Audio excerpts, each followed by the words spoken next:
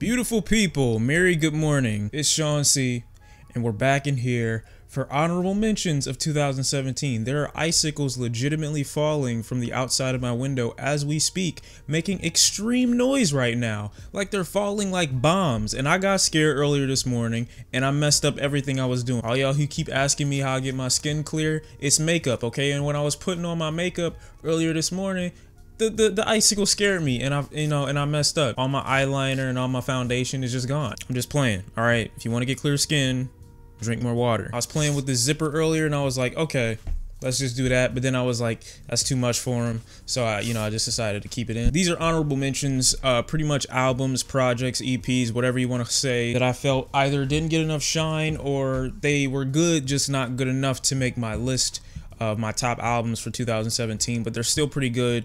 And if you're running low on music, I'd recommend them. These are definitely some starlights and some highlights for the year 2017. The first on this list is a recent album that came out December 1st, Miguel's W4r Leisure project.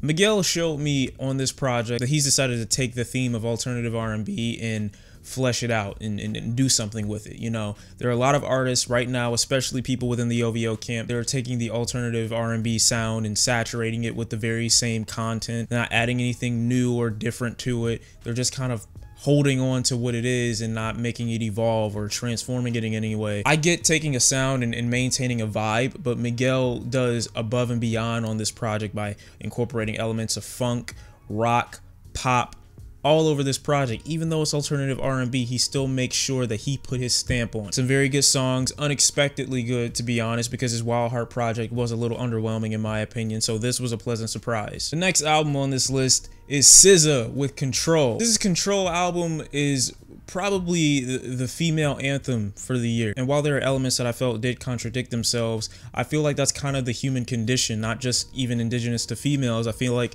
it's the human condition to go back and forth to yourself and, you know, have highs and lows. And she is very, very transparent with everything that's going on in her life, or everything that went on in her life, and everything that led up into her becoming the woman that she is right now. A young girl that wants so much control over everything that it ends up becoming an insecurity of hers, and she seeks validation in the approval of other people. But by the end of the project, ends up becoming this more confident, more aggressive, more I know what I want kind of female. It's a very healthy story. It's music that comes from a female artist that I can really respect. And I can definitely say after this Control project, I have nothing but respect for SZA. So definitely check out Control. The next album on this list is Saturation from Brockhampton. Brockhampton Saturation came out June 9th, 2017.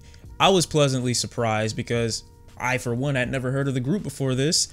Listening to it the first time, I didn't know this would be the start of an amazing year for Brockhampton for 2017, okay? Not only did they drop Saturation 1, they dropped 2, and they dropped 3. Saturation is essentially Brockhampton coming out as a boy band, America's boy band. That's not cheesy, that's not so clean. They're actually an honest representation of what boy bands I feel used to be. I mean, boy bands presented themselves back in the day as this group of clean young teenagers that really did nothing wrong. This is a group of 20-somethings that really don't care what anybody think of them, that are honest, that are transparent, that are giving you the cutthroat and giving it to you the way it is, you know, and it happens all over this project. While I do feel like there are a lack of details and a lack of subjects within this first project from them out of the year 2017, I still felt like they had the energy to keep it going and to keep you invested, even if you might not have been interested in what they were saying. The next project I have on this list is Rick Ross, Rather You Than Me. I feel like this is one of the most forgotten projects of 2017. Rather You Than Me really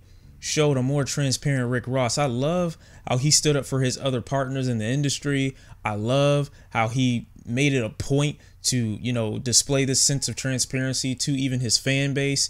And more often than not, Rick Ross has portrayed himself as this character who was above and beyond and just this automatic boss. Even though he made music prior to this, letting us know his hardships and where he came from, he never really put it out there like this. Instrumentally, this thing is amazing. He has so much charisma and confidence on this project. It's hard to listen to it and not come away from the project respecting Rick Ross a little bit more than you did going into it. 21 Savage and Offset, Without Warning. I actually like this project much more than I thought I would, and although there isn't a point to it, I love the theme of the nightmare that kind of shows itself throughout this project. And I know my theories run a little bit too deep when I'm describing some of these albums, but I felt like the Without Warning kind of showed the switching up behavior of Offset and 21 Savage, how they came in and went off without warning. I mean, 21 Savage and Offset really did complement each other well on this project. I felt like 21 definitely maintained the guard dog theme that the album represented, at least on the cover. He was so heartless and emotionless. It's hard for me to listen to this project and not see him as one of the starlights of this project. But while 21 Savage is emotionless and raw and cutthroat, that's where Offset comes in and delivers this swag and this confidence that I feel no other member of the Migos could probably gush out as much as he does. Not Quavo, not Takeoff. I feel like Offset was the one. I think they picked the perfect Migo for it. And although I think his contribution to the album was a little bit less than 21 Savage, I still enjoyed the project between the two. So after some point, if you're expecting this project to be formulaic, it's not. It really is one good track after the next. Next album on this list is N.E.R.D. No One Ever Really Dies. I think this is one of their most creative albums yet, and I definitely think after a 7-year hiatus, they come through with a very modern sound. They're not stuck in the era in which they came out. I feel like they're still evolving, and while I didn't like the instrumentation as much as I did with previous projects, and I felt like the idea of the album, talking about world events and talking about the state of the world right now, I felt like the point or the cohesive aspect of that was a little bit weak in terms of their ideology. You know, I felt like they tackled good arguments. I just didn't feel like they went in depth enough. Tracks like Voila, tracks like Don't Do It, tracks like Kites especially, they really maintain this theme of keeping up with the time and not being left behind, but still trying to give you some sort of positivity, some kind of encouragement, and some kind of hope for the future. The next project on this list is Injury Reserve's Drive It Like It's Stolen EP. I was definitely excited going into this EP, especially after hearing Floss in 2016, their second studio album, with the core theme of this project essentially telling their fan base that life is going to come at you without warning and to drive it like it's stolen. Okay, you got one life, you got one chance, you got one opportunity. Don't miss this shot. Live life, get money, have fun, be creative, and this is your life. This is the one life you got. Drive it like it's stolen. Drive it like you would drive a stolen vehicle. Boom ×3. Richie just completely goes off on everyone. Like, everyone gets it. Nobody is safe. That's what I like about this group. Nobody's safe. Be sure to check out Denzel Curry's 13 EP.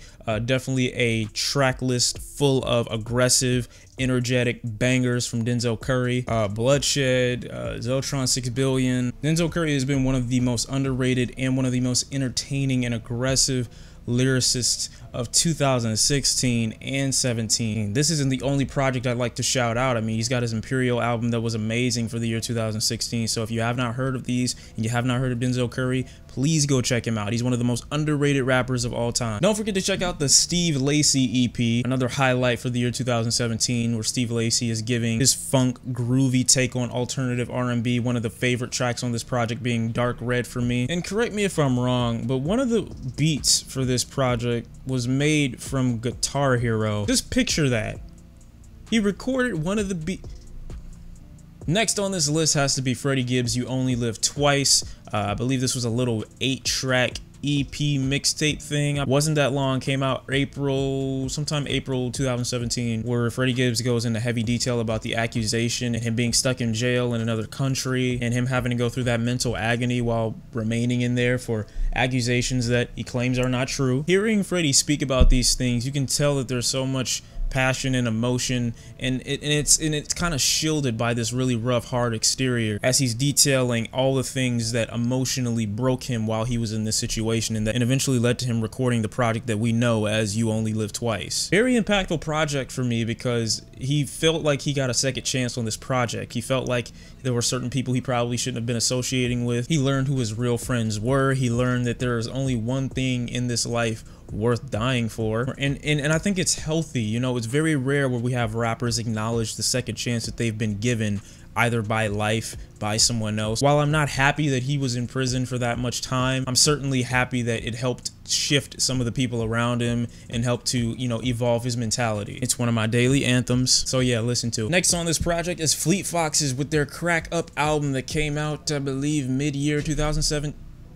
Another one just fell down. I'm telling you, if something falls in here, I'm leaving Earth. I unintentionally became a fan of Fleet Foxes because of an instrumental I was hearing when I was looking up cameras back in 2013. Got turned on the Blue Ridge Mountains, been a fan ever since. One of my biggest highlights of a group like this is the live instrumentation and the incorporation of their voice within the production. I feel the production boosts them to this level that it feels like when you have headphones in, especially, they're right next to you. Everything is so soothing.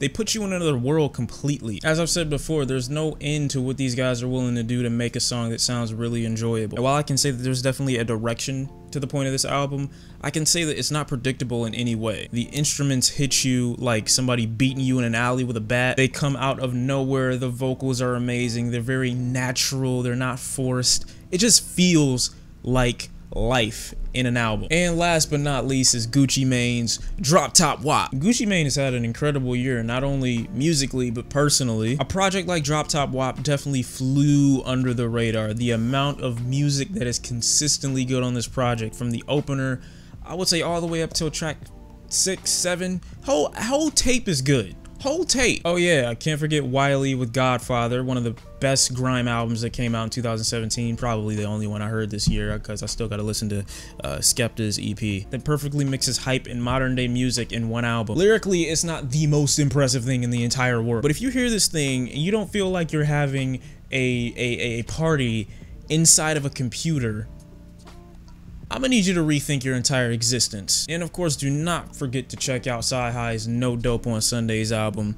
Pretty good project. I'm still listening to it midway through, but from what I can tell, it's pretty dope. I would recommend it if you're a rap fan, you want to just hear somebody spit, you want to hear him go off and speak that real, definitely give him a chance.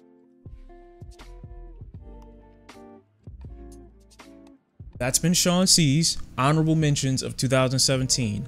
I hope you enjoyed the video. Don't be mad if something you like didn't get on this list. If you're mad, what did I say yesterday? I could care less, but I still love you and I hope you're prospering. Go ahead and leave your honorable mentions down in the comment section below. We are getting closer and closer to my top albums of 2017. The list may surprise you, but I definitely am happy with it by now. Tomorrow I'm hitting you up with the top 20 songs of 2017, so stay tuned for that. Hope you guys enjoyed the video. It's been Shawn C, and I'll see you next time. I'm out. Peace.